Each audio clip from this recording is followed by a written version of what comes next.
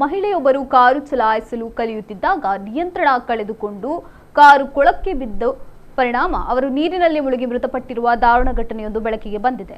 42 ವರ್ಷದ ಸುಮಿತ್ರಾ ದಾಸ್ ತಮ್ಮ ಮಗಳನ್ನು ಸ್ಕೂಟರ್ನಲ್ಲಿ ಶಾಲೆಗೆ ಬಿಟ್ಟು ಮನೆಗೆ ತೆರಳಿದ್ದಾರೆ. ಬಳಿಕ ಸ್ಕೂಟರ್ ನಿಲ್ಲಿಸಿ ಗ್ಯಾರೇಜ್ನಲ್ಲಿದ್ದ ಕಾರನ್ನು ಹೊರತೆಗೆದು ಚಾಲನೆ ಅಭ್ಯಾಸ ಮಾಡಲು ಹೊರಟಿದ್ದರು.